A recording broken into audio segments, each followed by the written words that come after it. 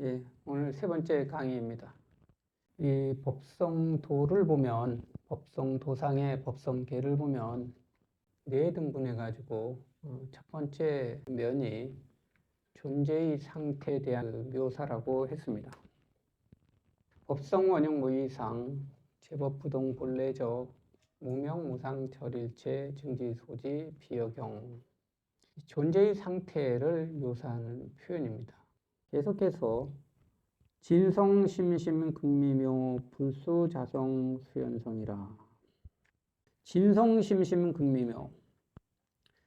참된 성품은, 여기서 참되다라는 것은 거짓의 상대적인 표현으로 보지 말고요, 물들지 않은 있는 그대로의 상태, 그걸 참되다라고 표현했다라고 보시면 돼요. 그래서 참된 성품은 물들지 않은 자연의 원리에 입각해서 있는 그대로 생겨난 존재의 본래적 상태는, 성품은 이렇게 되죠. 심심, 매우 깊고 극미묘, 지극히 미묘해서. 여기서부터는 이제 존재의 그 본질적 상태에 대해서 언급하다가 그것이 용으로, 작용으로 연결되어지는 묘사라고 보면 됩니다. 참된 성품은 매우 깊고 지극히 미묘해서 불수자성수연성이라. 스스로의 성품을 고수하지 아니하고 수연, 조건을 따라서 이루어간다라는 말입니다. 이제 여기서는 작용을 얘기하는 거예요. 존재의 본래 상태가 대상과 접촉함으로써 어떤 식으로 반응을 일으켜가는가. 인식하고 반응이죠. 인식과 반응입니다. 존재의 작용을 크게 두 가지 관점으로 얘기한다면, 첫 번째, 대상을 받아들이는 것. 그걸 우리는 인식한다라고 합니다.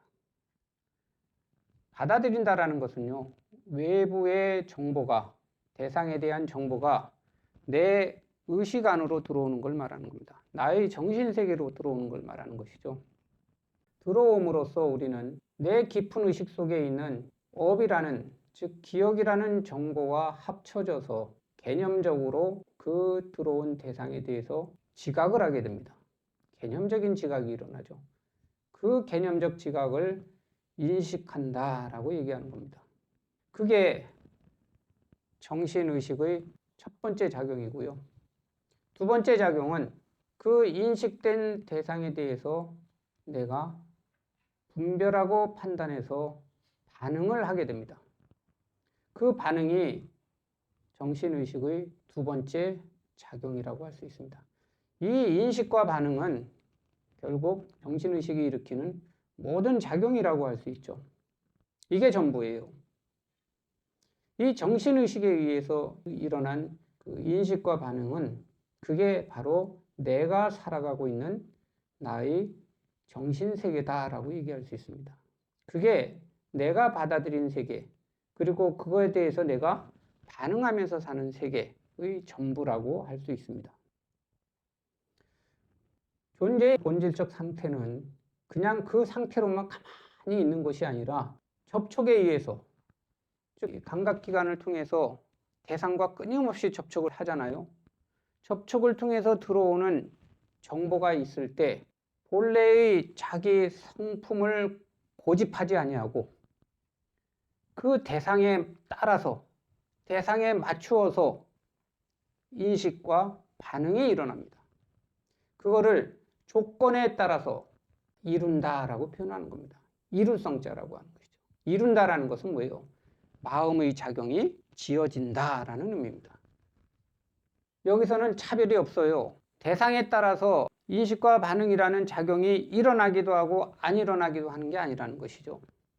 어떤 걸 접촉하더라도 접촉이 있으면 거기에 맞춰서 인식과 반응이 일어납니다. 마음의 작용이 일어나요. 그게 자연스러운 현상이죠. 제가 법성계에서도 가장 자주 곱씹어보는 되새기는 언구 중에 하나가 이 언구입니다. 나는 지금 마음을 쓰고 있잖아요. 내가 지금 접촉하고 있는 대상에 대해서 혹시 완고한 상태로 접촉을 하고 있는 건 아닌가? 마음을 쓰고 있는 건 아닌가? 그렇다면 불수자성이 아니죠. 마음은 본래의 상태는요, 거기에는 어떠한 물듦이 없어요. 어떠한 선입견, 고정관념도 없습니다. 매임도 없어요. 순수한 상태라고 얘기할 수 있죠. 그렇기 때문에 그 어떤 것과 접촉을 하더라도 거기에 차별을 두지 않고 있는 그대로 받아들이고 반응을 하는 겁니다. 그래서 거울에 비유하기도 하죠. 맑은 티 없이 맑은 거울은 그 앞에 어떤 종류의 대상이 나타나더라도 거울은 있는 그대로 그 대상을 비춰냅니다. 받아들이는 거죠. 그리고 그 모습을 왜곡시키지 않고 그대로 드러내요. 마치 그와 같다라는 것이죠. 금덩어리가 나타나든 똥덩어리가 나타나든 거울은 그 대상을 차별해서 비추어내질 않습니다. 그게 불수자성이에요. 차별 없이 있는 그대로 받아들이는 겁니다. 무엇이든. 그리고 그것에 따라서 유연하게 받아들이고 반응합니다. 그 유연이라는 것이 그냥 주관적으로 내가 그때그때 입맛에 맞게 하는 게 아니라 자연의 이치에 맞게 자기 주관적인 견해를 고집하지 아니하고 자연의 이치에 맞게 정신활동을 일으킨다. 자연의 이치에 맞게 정신활동을 일으킨다. 이런 표현은 우리가 어디서 자주 봤죠? 쌍류따니까야 공부를 할 때 그런 표현을 자주 접했죠. 들어온 것에 대해서 그렇게 작용하는 것, 그걸 말하는 것이 수연성이라는 표현입니다. 참 자주 곱씹어보는 내가 좋아하는 엉구 중에 하나입니다. 나는 불수자성하면서 수연성하고 있는가? 물론 여기서 자성을 있는 그대로의 존재의 성품을 내가 보았다라는 건 아니죠. 그러나 지금 내가 어떤 대상을 접촉할 때 나의 지금 내가 알고 있는 정보를 너무 완고하게 해석하거나 완고하게 집착해서 경직되게 대상과 만나고 있는 것은 아닌가. 이 언구를 떠올리면서 자꾸 스스로를 체크를 합니다. 근데 불수자성하면서 수연성한다라는 게 이게 참 뭐라고 표현하고 있어요? 그 앞기절이죠. 친성 심심극미묘라고 했습니다. 그래서 심심하고 극미묘하다라고 표현하는 겁니다. 본래의 성품은 매우 깊고 무엇이 깊다는 말이겠어요? 그리고 지극히 미묘하다고 그랬습니다. 무엇이 미묘하다는 말이겠어요? 불수자성하면서 수연성을 한다라는 것. 이게 참 심심하면서도 극미묘하다라는 얘기입니다. 마음의 존재에 대해서 작용하는 그 모습이 일중일체요 다중일이라. 일즉일체 다중일이다. 하나 속에 일체요. 많은 것 속에 하나이다. 일중일체 다중일입니다. 여기서 일체라는 말과 만을 따짜죠. 다라는 것은 같은 개념이에요. 같은 걸 가리키는 말이죠. 하나 속에 일체가 있다. 일체라는 건 모든 것입니다. 저는 예전에 그렇게 표현한 적이 있어요. 이 삼라만상이라고 일컬어지는 세계가 있습니다. 온갖 것들이 다 모여있는 이 세계. 이 세계를 딱 압축시켜서 두 가지가 있다라고 한다면 그 두 가지를 뭐라고 표현할 수 있을까? 그냥 그랬죠. 나와 나 아닌 것들입니다. 다른 말로 하면은 나와 내가 접촉하는 대상이죠.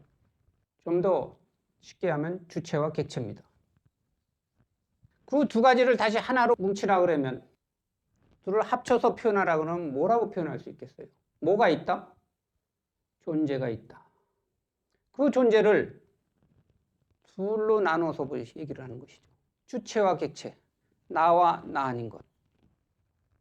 일체라는 말 속에는 그 두 가지 주체와 객체가 다 포함된 것이기도 하지만 일단은 여기서의 기본 관점은 뭐예요? 세상을 인식하고 받아들이는 나를 중심으로 해가지고 세상과의 관계, 마음의 상태와 마음의 작용에 대해서 언급할 수밖에 없습니다. 그렇게 설명할 수밖에 없죠. 하나 속의 일체요. 그럼 그 하나와 일체의 관계는 어떤 관계일까? 일단 하나는 무엇을 가리키고 일체는 무엇을 가리키는 것일까? 그래야지만 거기서 관계가 나올 수 있겠죠. 하나는 무엇을 말하는 것이겠어요? 아까 그 삼라만상을 압축해서 두 가지로 표현하면 나와 나인 것입니다. 하나는 뭐예요? 나입니다. 일체는 뭐예요? 나 아닌 것. 내가 상대하는 그 모든 것. 내가 알고 있는 그 모든 것. 나라고 얘기할 때 부처님은 주인과 하인으로서 표현한 적이 있습니다. 나에 있어서 주인에 해당되는 것과 하인에 해당되는 것이 있다. 주인에 해당되는 것은 뭐라고 해요? 마음입니다. 식이죠. 하인에 해당되는 것은 육체를 말하는 겁니다. 몸이에요. 하인보다는 주인에 맞춰서 얘기한다면 여기서 말하는 하나는 뭐죠? 마음입니다. 모든 걸 받아들이고 분별하고 판단해서 반응을 하는 그 주체, 주인공이죠. 그 하나 속에 일체가 있어요. 그 일체는 무엇을 말하는 겁니까? 내가 알고 있는 모든 것이에요. 이렇게밖에 표현을 할 수가 없습니다. 이론상으로는 일체는 세상에 있는 모든 것, 전 우주적인 것 이렇게 표현할 수 있지만 세상에 무엇이 얼마만큼 많은지는 내가 다 알지 못합니다. 우주에 뭐가 어떻게 무엇이 어떤 것들이 있는 건지를 나는 몰라요. 내가 알고 있는 세계가 있습니다. 내가 지각하고 있는 세계가 있죠. 그게 내가 알고 있는 겁니다. 내가 알고 있는 일체에 해당되는 겁니다. 그래서 내가 알고 있는 세계와 객관적으로 나와 상관없이 있는 사실적인 세계는 차이가 있을 수 있죠. 양에 있어서도 차이가 있습니다. 설령 그것이 왜곡된 것이 아닐지라도 마음의 작용에 대해서 언급하고 있는 겁니다. 나를 중심으로 해서. 출발은 나로부터 얘기할 수밖에 없어요. 왜? 내가 없으면 거론할 세상이 있어요? 없죠. 인식하는 주체인 내가 있기 때문에 내 앞에 이런 세상이 있구나라는 걸 알게 됩니다. 파악하고 인식하는 그런 주체가 없으면은 세상을 언급할 세상도 없어요. 그렇기 때문에 법을 얘기할 때 제일 첫 번째로 언급하는 것이 자기로부터 언급을 합니다. 그럴 수밖에 없어요. 나의 정신세계 안에, 마음이라는 정신세계 안에 네가 알고 있는 모든 것이 들어있지 않느냐. 일증일체입니다. 원리를 얘기하는 거예요. 마음 작용의 원리를. 그리고 일증일체 다즉일이다. 같은 표현이거든요. 일증일체요 다중일이다 라는 표현하고 일체 일즉 다즉일이라는 표현과 결국은 같은 표현인데 왜 중첩해서 표현을 했을까요? 가운데 중자를 호축자로 바꿨을 뿐이에요. 가운데 중은 원리적인 측면에서 묘사를 한 겁니다. 즉이 들어간 일즉일체 다즉일은 그 원리에 입각해서 네가 알고 있는 모든 것, 나와 나 아닌 것, 그 관계 속에서 네가 알고 있는, 네가 사실이라고 인식하고 있는 그 모든 것들이 결국은 이렇게 해서 네 마음속에 나타난 것이다 라는 일즉일체 다즉일은 마음의 현상을 얘기하는 겁니다. 작용이죠. 앞에 일증일체 다중일은 원리로서 얘기하는 거예요. 이치로서 얘기를 하는 겁니다. 그러한 이치에 의해서 네 마음속에 일체의 것들이 들어와 있는 것이다 라고 얘기하는 겁니다. 둘의 관계는 그래요. 네 마음속에 네가 알고 있는 온갖 것들이 다 들어있지 않느냐. 일증일체. 그것만이 아니에요. 다중일이라고 그랬어요. 다중일. 많은 것 속에, 즉 일체 속에 하나이다. 참 이 말도 참 묘하죠. 많은 것 속에 하나라고 그랬어요. 그럼 내 마음속에 내가 온갖 것을 다 지각해서 받아들이고 있으니까 내가 알고 있는 모든 것들이 의식 안에 다 들어와 있다는 것은 쉽게 이해가 되죠. 다중이주라고 했어요. 이론을 얘기하는 겁니다. 원리. 많은 것 속에 하나이다. 어떻게 많은 것 속에 하나라고 얘기할 수 있을까? 여기서 많은 것, 일체는 뭐예요? 내 의식 속에 들어온 것을 말하는 거예요. 하나 속에 일체라고 그랬잖아요. 그 하나는 마음입니다. 온갖 것을 받아들이는 주체라고 불려지는 마음을 얘기하는 거예요. 나의 정신세계죠. 그 정신세계에 의해서, 마음에 의해서 내가 알고 있는 모든 것들이 들어와 있어요. 그게 일체입니다. 여기서 일체는 나와 상관없이 있는, 객관적으로 있는 사실적인 측면에서 일체를 말하는 것이 아니라 내 의식 안에 들어와서 내가 인지하게 된, 인식하게 된 그 일체를 말하는 겁니다. 내가 알고 있는 모든 것들. 그런데 내 의식 안에 들어와서 내가 하나하나 다 지각해서 알고 있어요. 이것은 무엇이고 이것은 무엇이고 이것은 무엇이고. 그런데 그 하나하나 지각한 그 대상들 속에 무엇이 들어가 있어요? 하나가 들어가 있다는 겁니다. 왜 그렇게 표현했을까? 내가 지각해서 파악하고 있는 대상 속에는 무엇이 반영되어 있어요? 마음의 상태가 반영이 되어 있습니다. 나의 심리 상태가 반영이 되어 있어요. 그렇죠? 뭐 쉽게 얘기하면 그렇게 얘기할 수 있죠. 같은 사람을 다 똑같이 귀할 수밖에 없는 생명 있는 사람을 대하는 데 있어서, 똑같은 가치를 지닌 생명체를 대하는 데 있어서도 무엇이 있게 돼요? 친소가 있게 됩니다. 그렇죠? 친한 사람이 있고 별로 마음이 가지 않는 사람이 있어요. 그 차이가 어디서 오는 거겠어요? 똑같은 생명인데 마음이 들어가 있기 때문에 그렇습니다. 그렇죠? 받아들인 대상에 대해서 나의 심리 상태가 거기에 투영이 되어 있는 겁니다. 그럼으로써 그 대상이 보다 가까운 대상으로 여겨지기도 하고 그냥 별 관심이 없는 담담한 대상으로도 여겨집니다.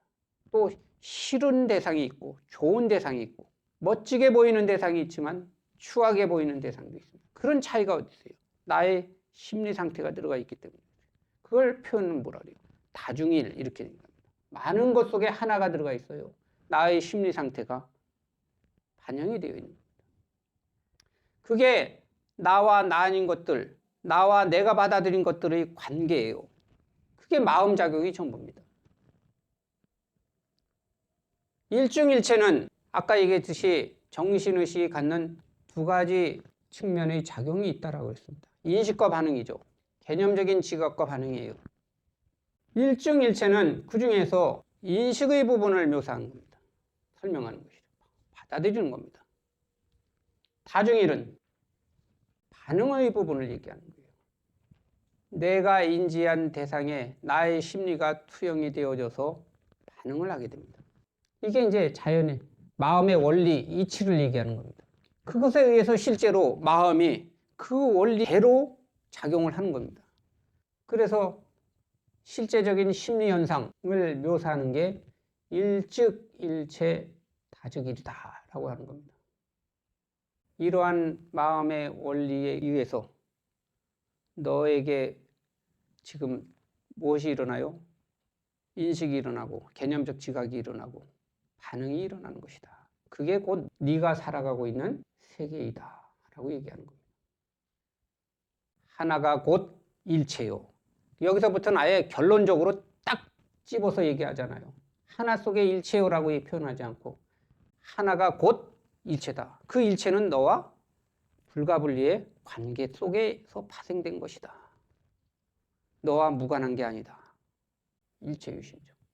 하나를 원리를 얘기하고 그 원리의 입각에서 실제로 일어나는 심리 현상을 딱 집어서 묘사하는 게 우리가 쉽게 접하고 있는 반야신경에서도 있습니다. 색불이공 공불이색, 색즉시공 공즉시계.